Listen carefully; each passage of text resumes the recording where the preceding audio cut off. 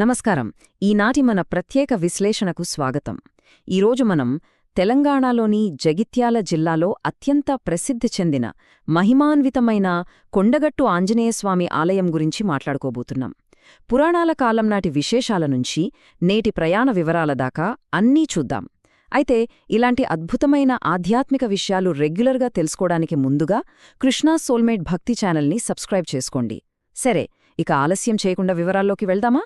ఈరోజు మనం ఏమేం తెలుసుకోబోతున్నామంటే, ఒకటోది త్రేతాయుగంలో ఈ క్షేత్రానికి పడిన పునాది, రెండవది ఆలయ ఆవిర్భావ చరిత్ర, మూడవది స్వామివారి అత్యంత ప్రత్యేకమైన రూపం, నాల్గవది దర్శన సమయాలు, పూజా వివరాలు.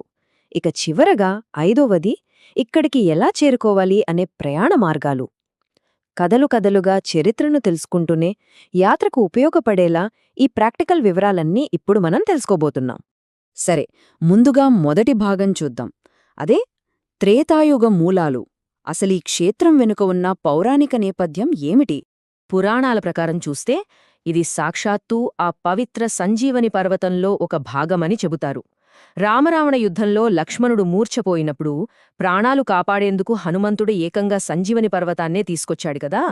అలా ఆకాశ మార్గంలో వస్తుండగా ఆ పర్వతంలోని ఒక చిన్న ముక్క విరిగి సరిగ్గా ఈ ముత్యంపేట ప్రాంతంలో పడిపోయిందని ఒక ప్రగాఢమైన విశ్వాసం. అంటే ఆకాశం నుంచి పడిన ఆ పవిత్రమైన భాగమే మన ఈ కొండగట్టు క్షేత్రానికి దైవికమైన పునాది వేసిందన్నమాట. వినడానికి చాలా అద్భుతంగా ఉంది కదూ. ఇక రెండవ విభాగంలోకి వస్తే ఆలయ చరిత్ర. దీన్నే మనం ఒక కాపరి కథ అని కూడా చెప్పొచ్చు. ఈ ఆలయ కాలానుక్రమాన్ని మనం ఒకసారి గమనిస్తే ముఖ్యంగా 3 దశలు కనిపిస్తాయి. మొదటిది మనం ఇందాకే మాట్లాడుకున్నట్లుగా త్రేతాయుగంలో సంజీవని పర్వతం ముక్క ఇక్కడ పడటం. ఆ తర్వాత రెండవ దశ అంటే సుమారు 400 ఏళ్ల క్రితం సింగం సంజీవుడు అనే ఒక సామాన్య కాపరికి ఈ అద్భుతమైన విగ్రహం దొరకడం. ఇక ముచ్చటగా మూడవ దశ చూస్తే సరిగ్గా 160 సంవత్సరాల క్రితం కృష్ణారావు దేశ్ముఖ్ గారు ఈ దేవాలయాన్ని పునరుద్ధరించారు. ఇలా పురాణ కాలం నుంచి మొదలై ఒక అద్భుతమైన భౌతిక ఆలయంగా ఇది ఎలా మారిందో మనకి స్పష్టంగా అర్థమవుతోంది. అసలు ఆ సింగం సంజీవుడికి విగ్రహం ఎలా దొరికిందంటే, ఒకరోజు పాపం అతను తన ఆవును పోగొట్టుకున్నాడు. దానికోసం అడవిలో వెతికి వెతికి బాగా అలసిపోయి అక్కడే ఉన్న ఒక చింత చెట్టు కింద పడుకున్నాడు. అప్పుడతనికి కలలో సాక్షాత్తు ఆంజనేయస్వామి కనిపించి, నేనిక్కడే దగ్గర్లో ఉన్న కోరంద పొదలో ఉన్నాను అని చెప్పారు. వెంటనే సంజీవుడు ఉలిక్కిపడి లేచి ఆ పొదను తొలగించి చూడగా సాక్షాత్తు స్వామివారి అద్భుతమైన విగ్రహం దర్శనమిచ్చింది. ఇక్కడ మరో ఆశ్చర్యకరమైన విషయమేంటంటే, సరిగ్గా అదే సమయానికి ఎక్కడో తప్పిపోయిన తన ఆవు కూడా పరుగెత్తుకుంటూ తిరిగి వచ్చేసింది. నిజంగా ఇదొక అద్భుతమైన ఘటనే. ఇప్పుడు మనం మూడవ విభాగానికి వెళ్దాం. అదే స్వామివారి ప్రత్యేక రూపం. ఇక్కడి విగ్రహంలో ఉన్న ఆధ్యాత్మిక విశిష్టత ఏంటో తెలుసుకుందాం. సాధారణంగా మనం హనుమంతుడి విగ్రహమనగానే ఒక ముఖం, 2 చేతులున్న రూపాన్ని ఊహించుకుంటాం. కాని ఇక్కడి స్వామివారి విగ్రహం చాలా చాలా ప్రత్యేకం. ఇక్కడ స్వామివారికి పంచముఖాల్లో ఒకటైన నరసింహస్వామి ముఖం కూడా ఉంటుంది. దానికి తోడు సాక్షాత్తు ఆ మహావిష్ణువు ధరించే శంఖు, చక్రాలను ధరించి ఒక చేతిలో గద పట్టుకుని ఉత్తరాభిముఖంగా అంటే ఉత్తరం వైపు చూస్తూ మనకు దర్శనమిస్తారు. ఇలాంటి అత్యంత అరుదైన, శక్తివంతమైన లక్షణాలుండటం వల్లే కొండగట్టు క్షేత్రం అంత పవర్ఫుల్గా ప్రసిద్ధి చెందింది.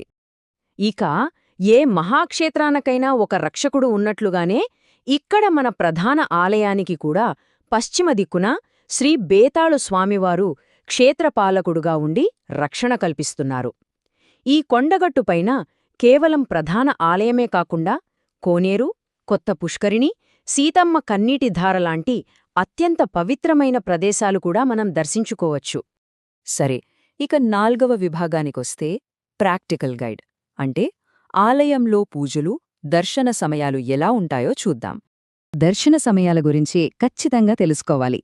ఇక్కడ ఉదయం 4 గంటల నుంచే దర్శనాలు మొదలైపోయి మధ్యాహ్నం 1 గంట వరకు కొనసాగుతాయి. ఆ తర్వాత గమనించాల్సిన విషయమేంటంటే, మధ్యాహ్నం 1 గంట నుంచి 3 గంటల వరకు ఆలయానికి విరామమిస్తారు. అంటే టెంపుల్ బ్రేక్ అనమాట. మళ్ళీ సాయంత్రం 3 గంటల నుంచి రాత్రి 9 గంటల వరకు దర్శనానికి అనుమతిస్తారు.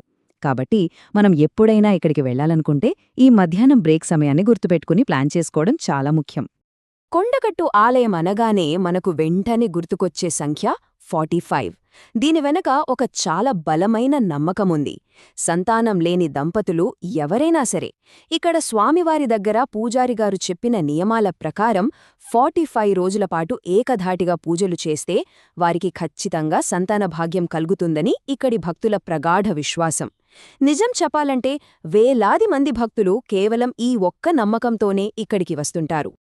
ఇక ఇక్కడ జరిగే వివిధ పూజలు, సేవల ధరల గురించి ఒకసారి చూద్దాం. సాధారణ దర్శనం టికెట్ 50 రూపాయలుంటుంది. అభిషేకానికి 25 రూపాయలు, 41 రోజుల హారతికి 80 రూపాయలు, అలాగే 4 వీలర్ వాహన పూజకు కేవలం 35 రూపాయల మాత్రమే తీసుకుంటారు. ఈ వివరాలు చూస్తుంటేనే మనకు అర్థమైపోతుంది ఈ క్షేత్రంలో సేవలు, పూజలు సామాన్య భక్తులందరికీ అందుబాటులో ఉండేలా చాలా సరసమైన ధరలకే అందిస్తున్నారు. ఎవరైనా సరే సులభంగా దర్శనం చేసుకోవచ్చు. ఈ కొండగట్టు క్షేత్రంలో పండుగలు చాలా వైభవంగా జరుగుతాయి. ముఖ్యంగా హనుమాన్ జయంతి, మకర సంక్రాంతి, దీపావళి, ఉగాది, శ్రీరామనవమి ఇవన్నీ ఇక్కడ ప్రధాన పండుగలు. ఇందులో ఏమాత్రం సందేహం లేకుండా చెప్పగలిగేదేంటంటే హనుమాన్ జయంతి రోజునైతే ఈ క్షేత్రం అసలు చూడాలి. ఆ పండగ వాతావరణం అంతా ఇంతా కాదు. చుట్టుపక్కల ప్రాంతాల్నుంచే కాదు, రాష్ట్రం నలుమూలల నుంచి లక్షలాదిగా భక్తులు వస్తారు. ఆ రంగురంగుల విద్యుద్దీపాల కాంతుల్లో భక్తి శ్రద్ధలతో ఆ ఉత్సవాలు అంగరంగ వైభవంగా జరుగుతాయి. ఇక చివరిగా 5వ విభాగం, మనందరికీ కావాల్సిన ముఖ్యమైన సమాచారం. అదే ప్రయాణ మార్గాలు. అసలు ఈ క్షేత్రానికి ఎలా చేరుకోవాలి? రవాణా సౌకర్యాల గురించి అసలు బెంగ పెట్టుకోవాల్సిన అవసరమే లేదు. రోడ్డు మార్గం ద్వారా అయితే ఇది జగిత్యాల నుంచి కేవలం 15 కిలోమీటర్ల దూరంలోనే ఉంది. అదే హైదరాబాదు నుంచైతే దాదాపు 176 కిలోమీటర్లుంటుంది. ఆర్టీసీ బస్సులు, ప్రైవేట్ వాహనాలు ఎప్పుడూ అందుబాటులోనే ఉంటాయి. ఇక రైలు ప్రయాణం చెయ్యాలనుకునేవారు సికింద్రాబాద్, కరీంనగర్ లేదా కొండగట్టు రైల్వే స్టేషన్ల ద్వారా సులభంగా చేరుకోవచ్చు. విమాన మార్గంలో వచ్చేవారికి హైదరాబాదులోని రాజీవ్ గాంధీ ఇంటర్నేషనల్ ఎయిర్పోర్ట్ దగ్గరగా ఉంటుంది. సో మీ కన్వీనియన్స్ని బట్టి ఏ మార్గమైనా ఎంచుకోవచ్చు. ఇదండి కొండగట్టు క్షేత్రం విశేషాలు. ఒక్కసారి ఆలోచించండి. ఒక సామాన్య కాపరి తన తప్పిపోయిన ఆవు కోసం వెతుకులాట మొదలుపెడితే అది చివరికి వేలాది మందికి ఆరాధ్యదైవమైన ఇంతటి గొప్ప ఆధ్యాత్మిక కేంద్రంగా ఎలా మారిందో కదా. చరిత్ర, విశ్వాసం ఈ రెండూ కలిస్తే ఏర్పడే అద్భుతానికి ఇదొక సజీవ సాక్ష్యం. ఈనాటి మన విశ్లేషణ మీకు ఆసక్తికరంగా అనిపించిందని ఆశిస్తున్నాం. ఇలాంటి మరెన్నో అద్భుతమైన ఆధ్యాత్మిక విశేషాల కోసం తప్పకుండా కృష్ణ సోల్మేట్ భక్తి ఛానల్ని సబ్స్క్రైబ్ చేసుకోండి. మళ్ళీ ఇంకో ఆసక్తికరమైన అంశంతో కలుసుకుందాం. అంతవరకు సెలవు.